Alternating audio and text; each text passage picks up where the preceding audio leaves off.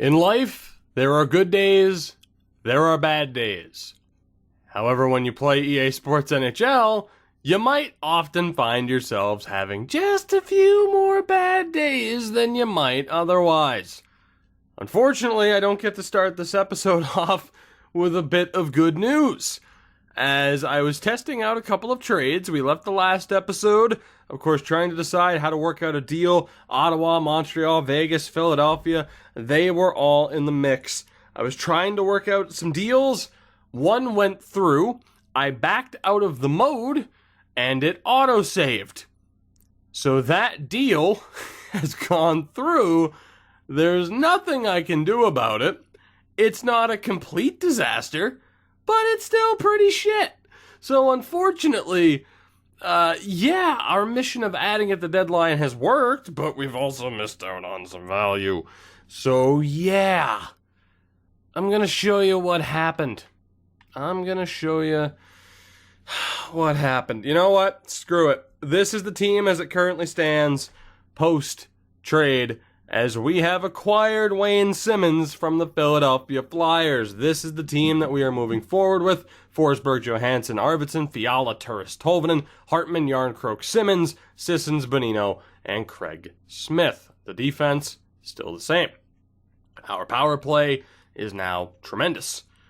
Here's what we gave up, however. Here's what we gave up. Right? You ready for this? Because I'm not. I don't even want to talk about this. But it happened. There's literally nothing I can do.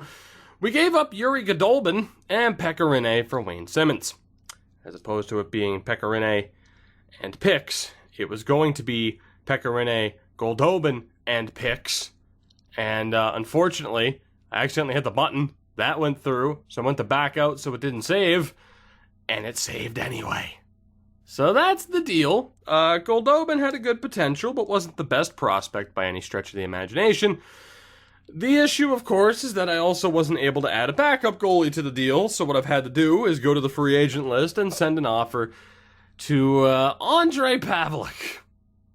Yeah, that is the man who is going to be our backup goaltender once he accepts that offer.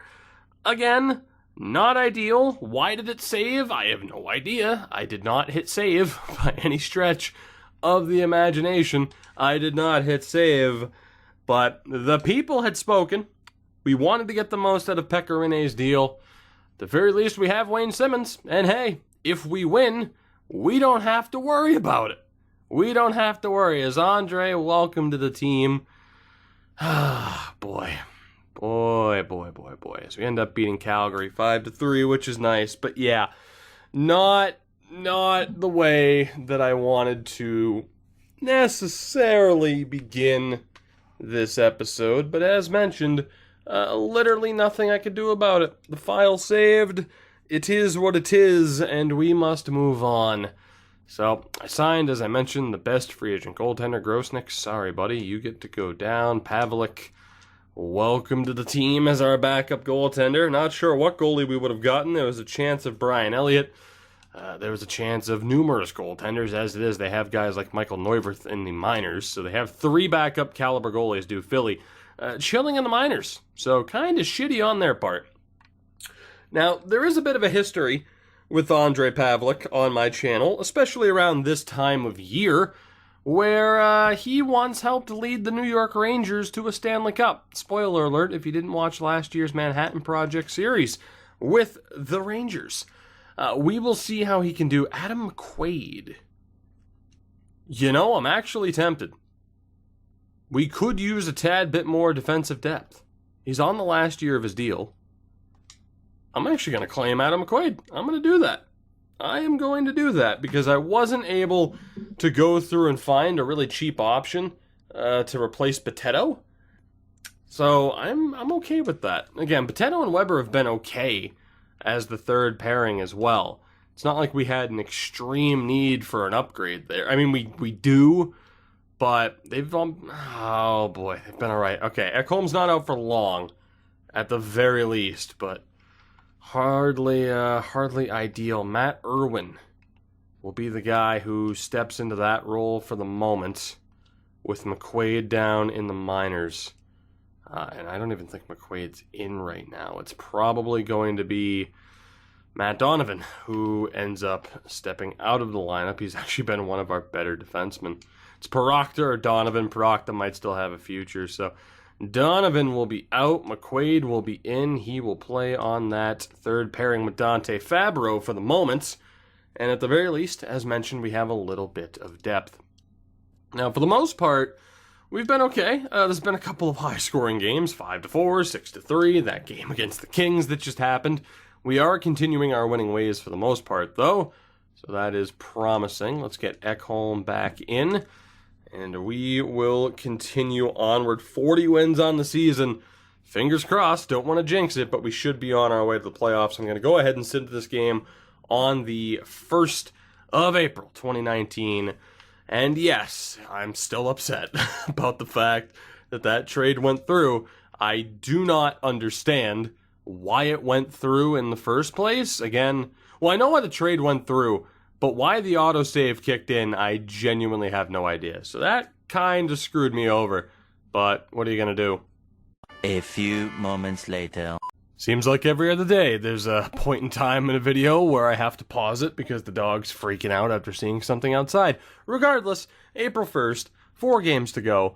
Let's take a look at the season standings to see where we currently find ourselves. It's in 3rd place in the division. However, our spot's not secured. Winnipeg's 1 point back. They have a game at hand. Both wildcard spots right now belong to the Pacific. We are not safe by any stretch of the imagination, and I'm sure, and it flat out would be considered a miserable failure if this were to not be a playoff episode. 4 games, we need wins. Game 1 against Vegas, they're a playoff team. This is a big one. We get the 4-1 win. That is extremely helpful. Unfortunately, as well, unless the Admirals sneak into a playoff spot via OTLs, they will not be going to the postseason. Where are we now? We're up into 1st in the division. That is how close this is. We have a game here against Arizona. They're a really good team. San Jose is battling. Vancouver's out of it. Can we get the win against the Coyotes? All right. Even if we do, we might be in a tad bit of trouble as Ryan Johansson goes down to injury. He's going to be out for a couple of weeks. And as far as how the hell we handle these replacements, I genuinely don't know. So we have Watson and Salomaki. What we're going to do is have Watson replace Sissons. God, that injury sucks. Let's have Watson replace Sissons. We're going to have Sissons replace Yarncroke. We're going to have Yarncroke replace... Oh my god, this sucks. Turris on the second line and Turris up to the top line. It's pretty much how this has to work. Ends up putting Sissons on the power play, which isn't ideal, obviously. But I'm okay with it for the moment. I mean, he's shown offensive acumen, at least, over the past few years. Maybe not the ideal way to set up the lineup, but it's what we have to do. Did we at least get the win? We did. So it's a 4-1 victory there. San Jose and Vancouver are up next. We are tied with Colorado in points. We currently have the tiebreaker. We need a win here against San Jose. Can we get it? We cannot. It's a 2-1 loss. However, we do get the pity point. So as it stands, if EA wants to let me look at the standings, can you fucking stop? I hate that so much here. Just let me go look at standings so I don't have to sit here and fight the menu for no reason. We are 1 point clear of Colorado, but they have a game at hand. We have clinched a playoff spot. It's now about seeding. So at the very least, we know that we've made it. It's not a complete disaster that we traded Rene and potentially missed out. It just comes down to seeding. Depends on what happens here against the Canucks. Of course, I would love to rest a certain starter, but we're battling for the number 1 seed. Colorado lost, so a win here secures us the top spot in the Central. Can we get it with a win over the Canucks, the worst team we faced? It's a shootout loss. The good thing is, Colorado also lost, and we have them on tiebreaker. We have won the division title. Didn't think that was going to be the case, but we have managed to win the division, 98 points along with the Avalanche, but we have them defeated on tiebreaker. We are the champions of the Central at 44, 28, and 10. Not the greatest record. And it actually ended up being the Vegas Golden Knights missing out on the playoff spot via tiebreaker, but the other 4 teams to make it from the Pacific, all over 100 points. We are playing Winnipeg in the first... No, we're not. Oh my God, we have to play San Jose. Oh God, we have to play San Jose. That doesn't feel like much of a reward for win. If anything, it's worse that we won. It would have been better for Colorado to jump us. Wow, what a shitty situation. It would have been better for the Avalanche to jump us because we would have played the Stars in the first round instead of the Sharks. That is unreal. That is such a crazy situation. Oh my God, we're the 9th seed in the league. A 2.99 goals against, or goals for average, I should say, which is top 5 in the league. Goals against was a 2.48. So we had the 4th best defense and goaltending tandem, we'll say, with the 4th lowest goals against average in the league. Our power play was at an abysmal 16%, bottom 6 in the league. So that's something we'll have to pay attention to. Our penalty kill, though, at 84% was top 5. So the power play is still a concern, despite some of the talent that we have on those lines. And of course, we are now heading into the postseason without Ryan Johansson at the helm. So, might be worth taking one extra look at what's going on here. But as mentioned, we pretty much have the lines sorted based on point totals. Based on point totals, we're set up quite well. So I might just leave it. And actually here, let's go look at the player stats quickly, as this will indeed be a playoff episode. We know that we're playing the Sharks, so there's not too much hype to it. Yeah, we know we're playing the Sharks. I was going to say, I wish we weren't. God damn it, why did I go back here? I'm frazzled, man. It's been a weird episode. From the trade that shouldn't have been a trade that was, to me having to pause because my dog's a psychopath, to having to deal with the fact that Ryan Johansson's injured. Not ideal by any stretch of the imagination. That said, taking a look at the point totals, Forsberg led the team, 77 points in 82 games, 24 goals for him. So a return to form after last year's injury-shortened season. Johansson was 62 points. You are going to be missed. 59 points for Arvidsson. 51 for Tolvanen with 38 goals. I don't know what it is about, creative players, generated players. That's so weird. Wayne Simmons finished the season with 48 points. So he actually did quite well while he was here. Kyle Turris only with 47. That's disappointing for him. Yarncroke, though, with an impressive 46. A much better season for him. Literally doubled his totals. Hartman with 40. Fiala with 34. 27 for Bonino. 26 for Sissons. Smith there as well. So overall, we're looking okay. We do have some underperforming players, but the playoffs, of course, are a different animal. 40 points each for Subban and Yossi, 30 points for Ellis, 20 for Ekholm. That's about right. That's about what we're looking for. And then goaltending-wise, Jussi Saros, .931 save percentage. Unfortunately, Pavelec, not quite the effort that I was hoping for, but he is the best that we have for this current situation.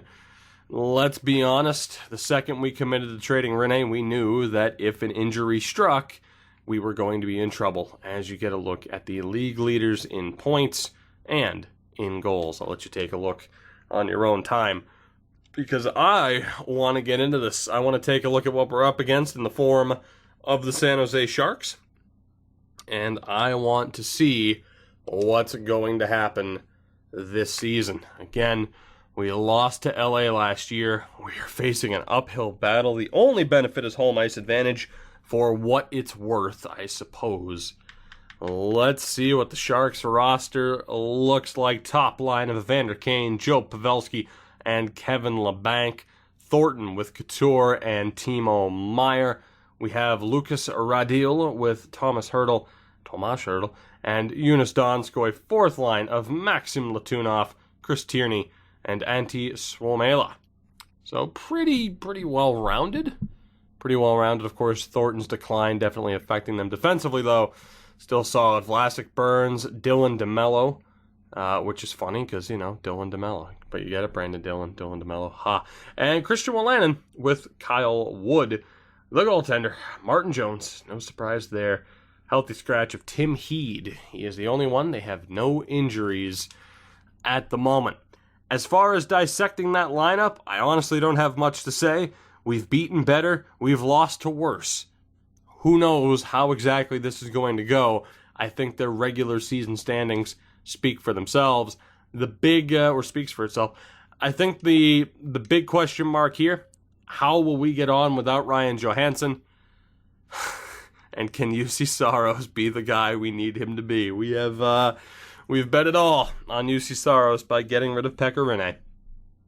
Let's see how it works out for us. Game 1, just like that, we're in the playoffs. Game 1, round 1 against the Sharks. First period, not ideal. Christian Wolanin gets the opening goal. Breaks my heart. 15 shots to 9 in their favor.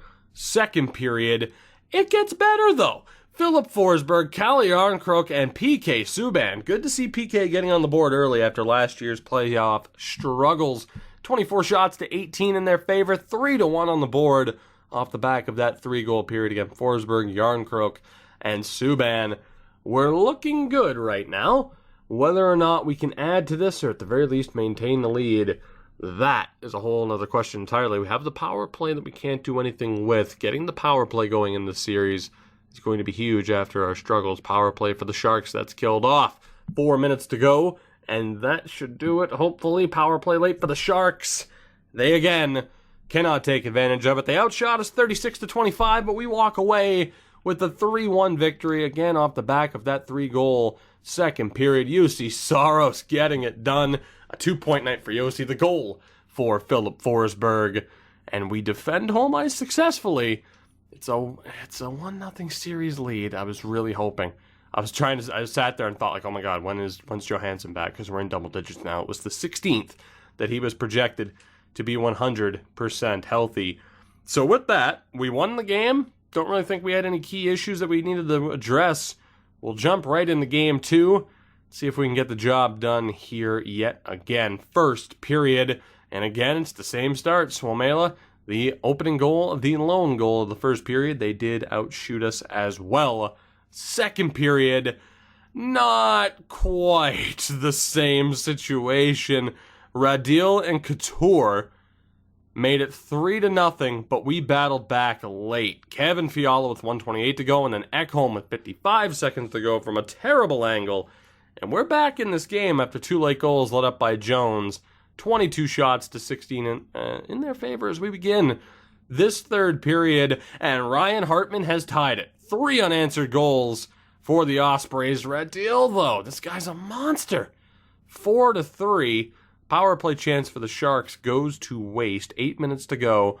Can we find a way to tie this game yet again? I'm starting to think not. 2 minutes to go.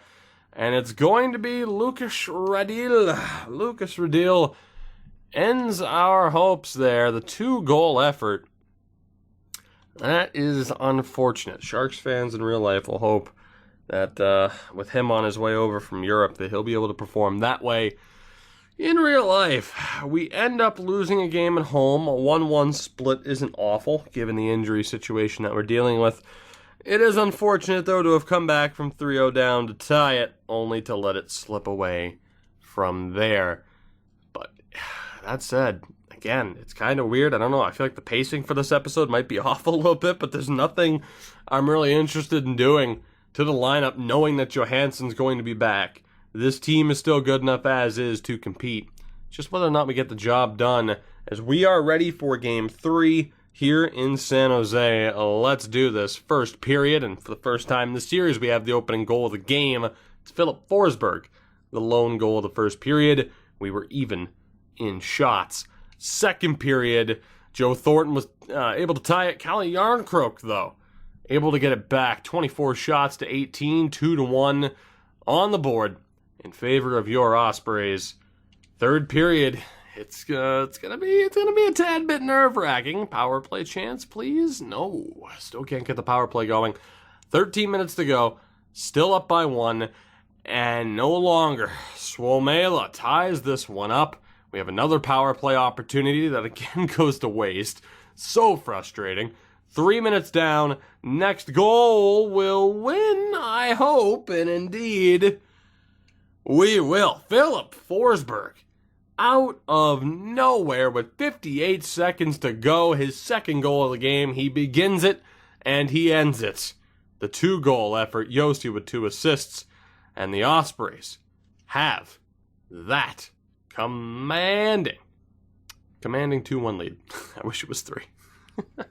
I do. I wish it was 3, but not bad. I will take a 2-1 series lead against the Sharks. I guess we can't really call it commanding. Unfortunately, Johansson will not be back yet. I'm tempted to change up the lines.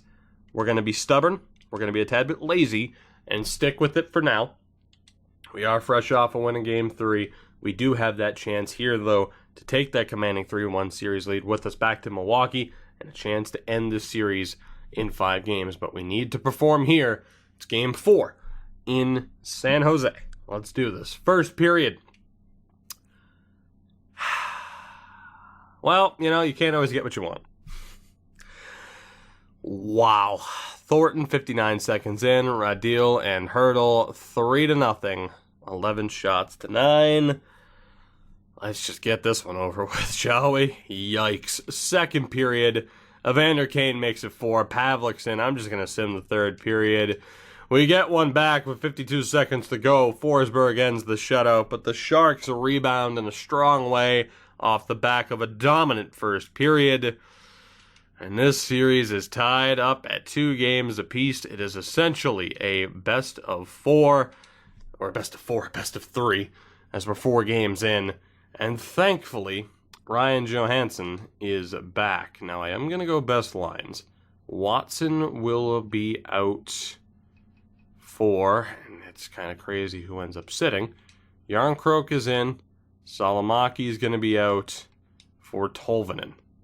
So the fourth line, we'll have Benino and Smith.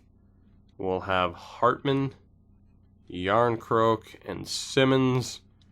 And with that, we're pretty much back to that ideal lineup. Based on point totals from the regular season, it's pretty much how we're going to look to keep it. Now that everything's back to normal, we're going to run with this team. Defensively, though, of course, nothing has changed. That second pairing has been abysmal thus far. It actually has Matt Irwin in over Boteto when we go best lines. Ekholm and Ellis have been completely ineffective. How had Boteto done? Instead of going with Irwin, he hadn't been terrible. I'm going to go Irwin, Ellis, Ekholm, Weber. Let's do it that way. We're going to have Ellis on the higher pairing because he's a little bit more offensively capable. And, oh boy. He started off so well. But UC Saros is struggling. And having traded away Pecorine, that may come back to haunt us. He's been so good ever since he basically stole the starting job. Unfortunately, though, we're in a bit of trouble. We need UC Saros to show up. We need both Ekholm and Ellis to get their game together. Game 5, back home. We need a victory here in the biggest way. At the very least, Ryan Johansson is back in the lineup. First period. And that's a decent start. Not a great start, but I'll certainly take it. Fiala under 5 minutes in. Evander Kane ties it 5 minutes later. 5 minutes after that, roughly, Eli Tolvanen gets the goal. 14 shots to 11 in their favor, but 2-1 on the board for the Ospreys. I will gladly take that 2-1 start to this game. Second period is scoreless. It's a good note for us as we begin The third period early power play chance for the Sharks. They cannot capitalize. However, they have another one. They can't score on that either. We get one of our own. Nothing doing there. And just like that, we're halfway through the period. Craig Smith with perhaps the biggest goal of his career. What a goal. That will be enough. That ices it. We defend home ice, and we have a chance to end this series back in San Jose for Game 6. A return to form for UC Saros with the 31-save effort. A 2-point night, Tolvanen and Fiala getting the job done there. And it's a beautiful thing. 3-2 series lead. And again, a chance to end this series right here and right now. Despite being division title winners, I would still consider this an upset in a way. Tired 24. I'm sorry. I'm doing what I can. Question is, can we pull it off? We have 2 chances. This is our first no lineup changes necessary. It's Game 6. Can we end this series and punch our ticket to the second round? Let's find out. First period, and that's a decent start. Wayne Simmons gets on the board. Thank God. Thank God, because if he underperforms in this playoff run, it's not going to look better, that accidental trade. He gets the opening goal. Second period.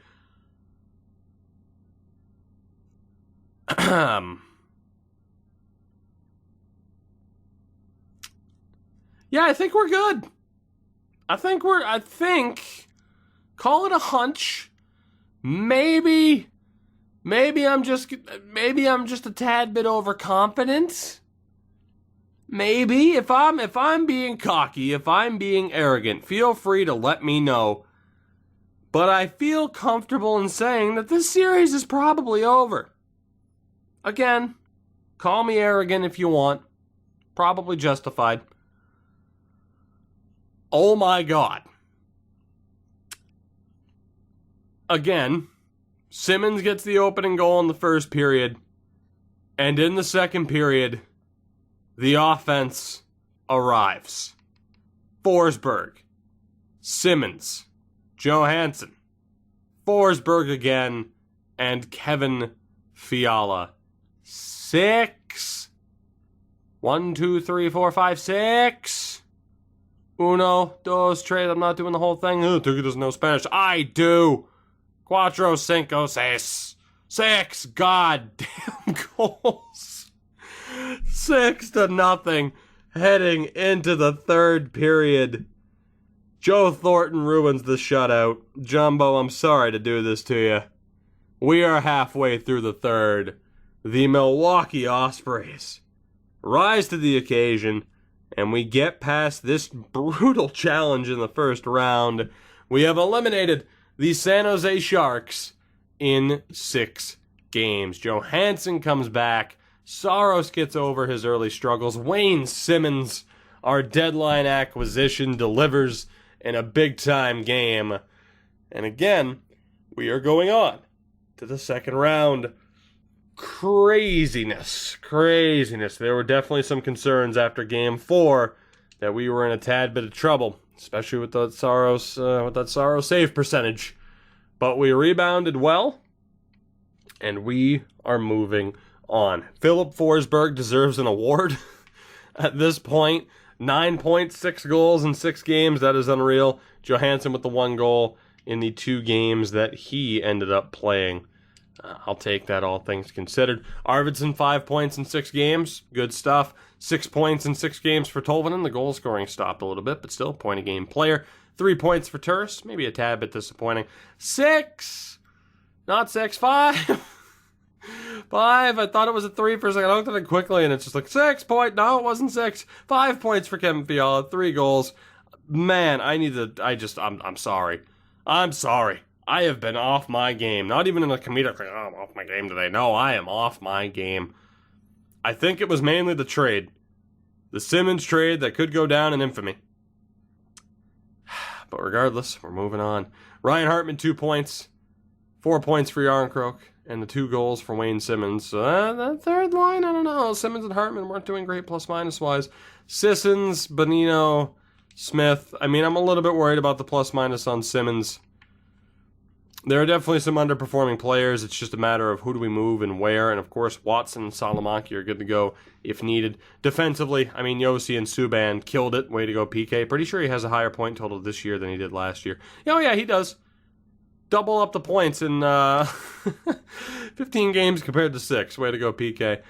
Matt Irwin has done okay. No complaints there. Ellis, the plus-minus is getting a little bit better. Same for Ekholm. Might be worth reuniting them. We definitely have some options lineup-wise, and Saros back up to a 925. That has been good enough to win. We definitely have some options. Talking about maybe moving around Hartman, Simmons, and Sissons defensively. Do we reunite Ekholm and Ellis? Big question marks there, but we will have time to make that decision. I want to get word on who we are playing in round 2. Who's it going to be? Pretty sure, I mean, it's going to be the winner of LA and Winnipeg, I'm pretty damn sure. 4 Game 7s. All 4 series in the Eastern Conference are going 7. That is ridiculous. And I don't remember when's the last time I saw that happening. That is unreal. It's taken a little bit of time. Let's get that confirmation on who we're playing in the next round, please. I think it's LA. Pretty sure in the next round it's a rematch from last year's conference final. It's not. It's Dallas. Okay, so it's a rematch from last year's second round. We played Dallas last year. We pulled off the upset. This year, we might be the favorite. We have home ice advantage for this series against the Stars. We will see how their lineup has changed. LA plays Calgary. I don't know why I didn't even notice that Dallas was there. I should have known that, to be honest, but again, off my game. It's Boston, Florida, Columbus, and the New York Rangers in the East. In the West, LA, Calgary, your Milwaukee Ospreys, and the Dallas Stars. We will get to that series in the next episode. For now, I'm going to end it before I make an even bigger ass out of myself. Thank you for watching. I hope you enjoyed. You know the deal. Support the video. Support the channel. I love you for it. I will see you next time where hopefully I don't do and say stupid things. No promises. Ever.